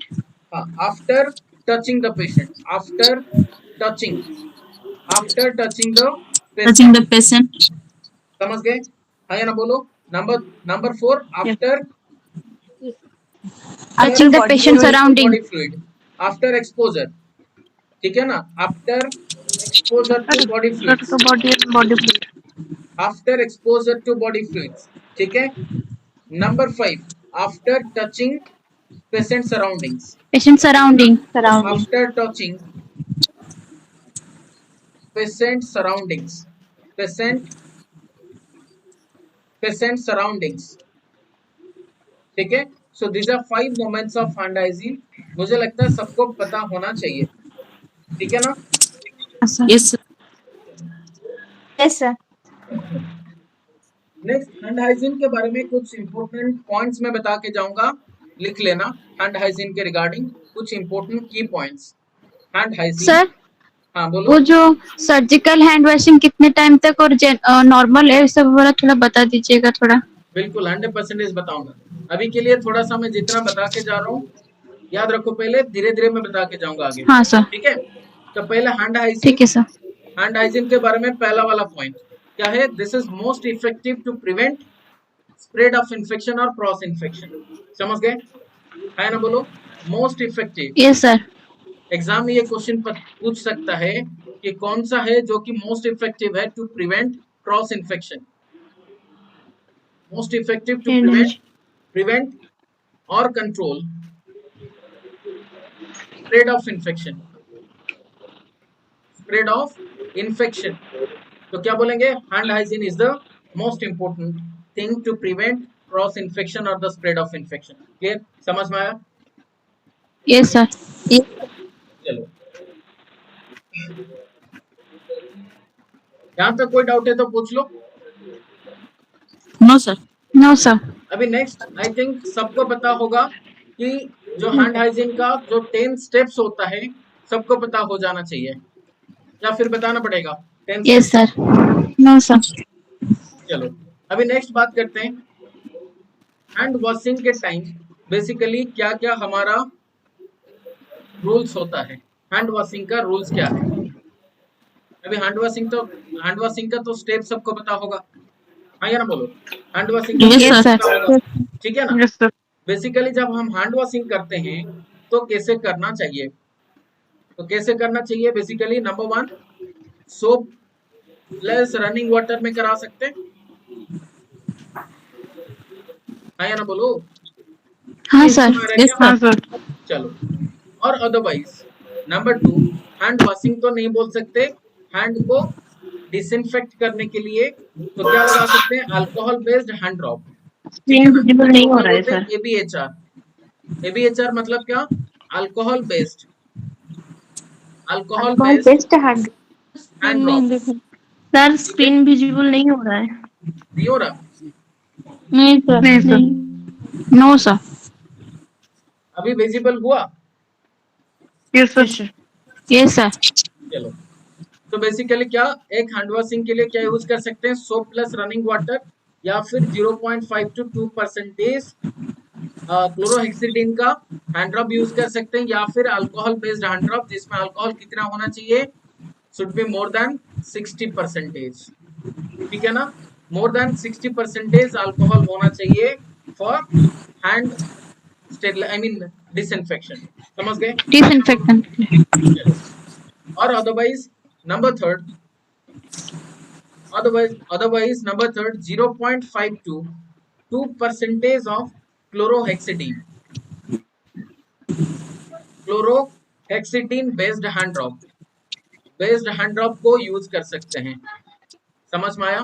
तो हैंड वॉशिंग के लिए क्या यूज कर सकते हैं? एक है सोप और running water, soap plus running water, ABHR या अल्कोहल बेस्ड हैंड ड्रॉप को best hand drop 0.5 to 2% 2% chlorhexidine. Use कर सकते हैं।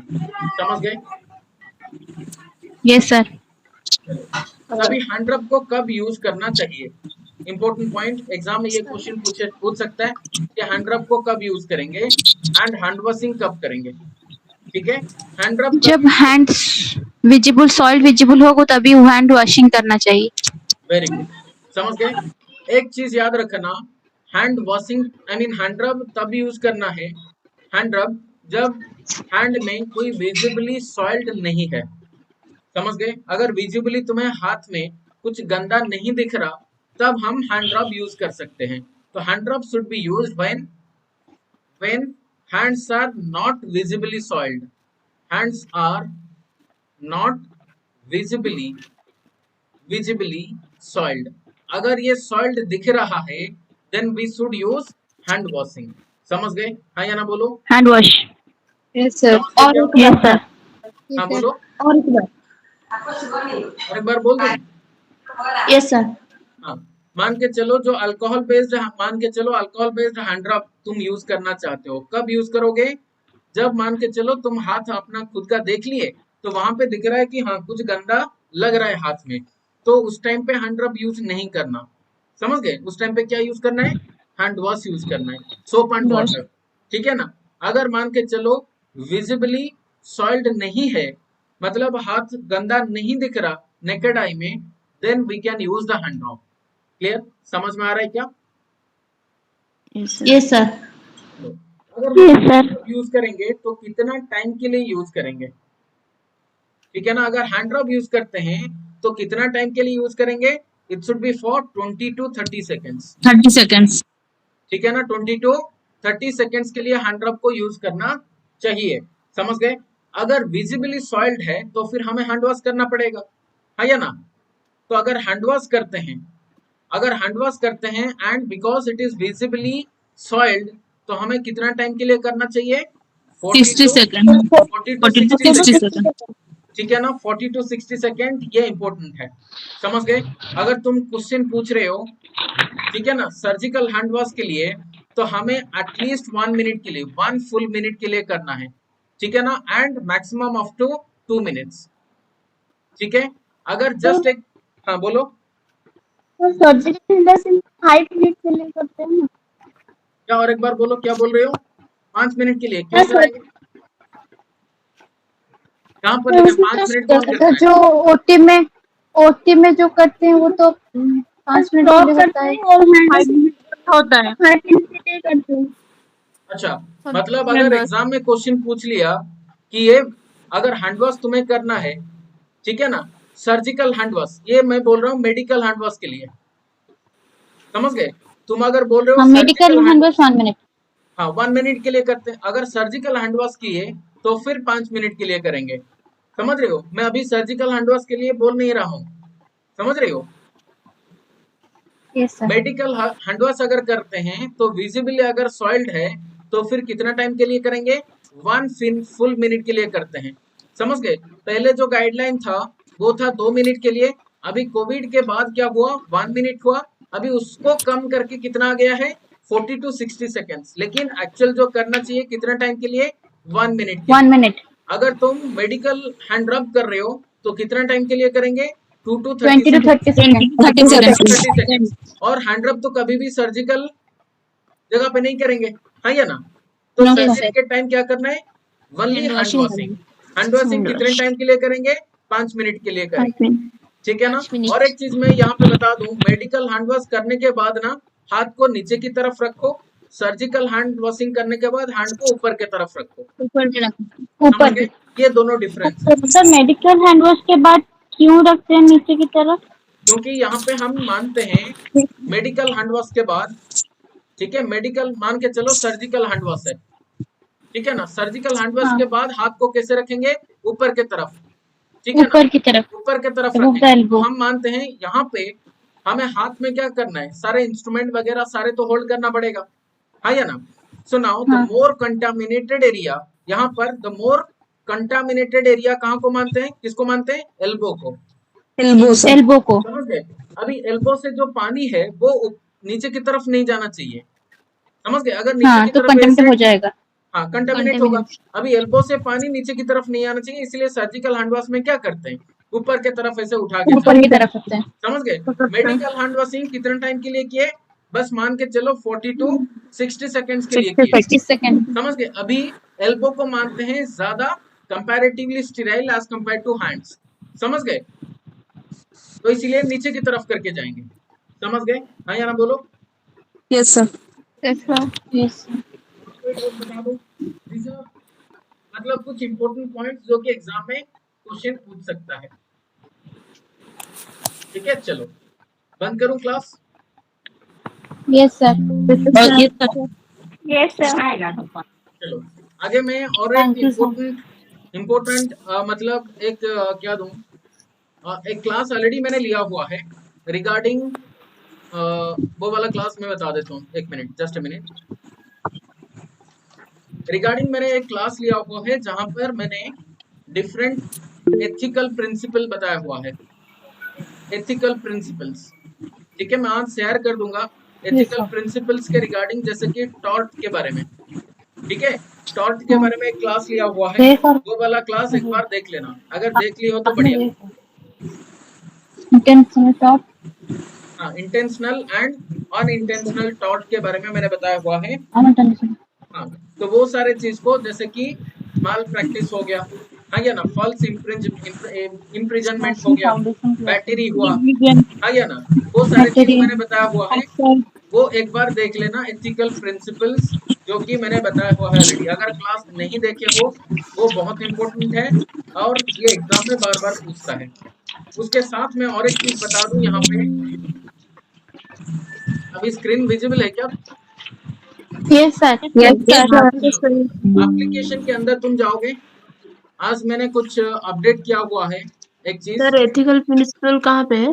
मैं शेयर कर दूंगा, डोंट वरी, ठीक है? अच्छा, तो एप्लीकेशन के अंदर जहां पर तुम्हें स्टोर बैचेस वगैरह सब दिखाई दे रहा है तुम्हें, आया ना, नीचे होम है, बैचेस है, और पास में क्या मिलेगा? स्टोर मिलेगा, ठीक है? स्टोर के अंदर जैसे जाओगे तुम्हें एक मिलेगा मतलब कोर्स, जो कि बेसिकली टारगेट नर्सिंग एग्जाम से 2000 प्लस क्वेश्चंस ऐसे करके एक मिलेगा, ठीक है? उसके ऊपर क्लिक करो, तुम्हारे लिए मैंने फ्री ऑफ कॉस्ट इसको ओपन कर दिया है, ठीक है?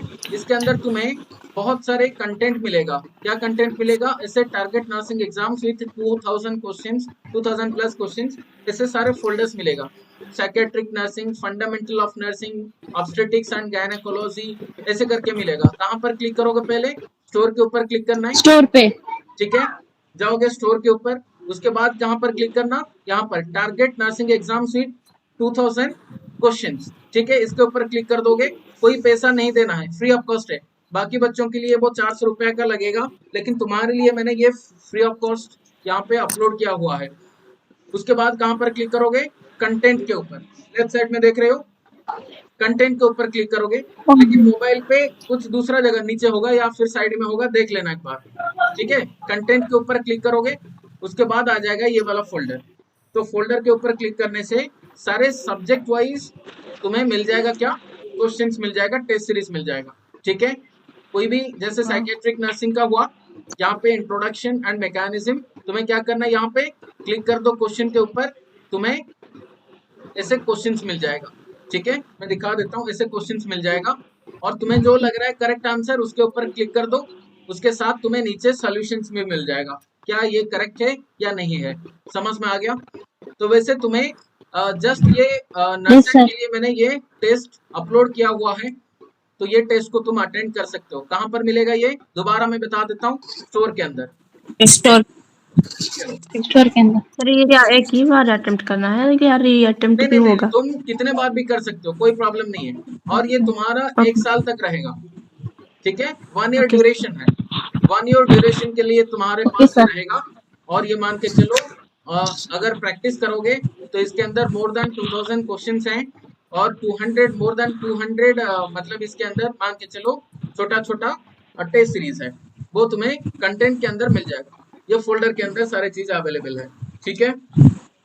अपना जो फ्री टाइम है, मतलब अगर फ्री हो तो 10-15 क्वेश्चन हर एक टेस्ट के अंदर होगा, छोटा छोटा सा टेस्ट है, वो तुम अटेंड कर सकते हो, विद एक्सप्लेनेशन इसके अंदर अवेलेबल है, ठीक है। Thank you sir. ठीक है सर। बंद करूं class? Thank you sir. Thank you sir. हाँ सर। Good night.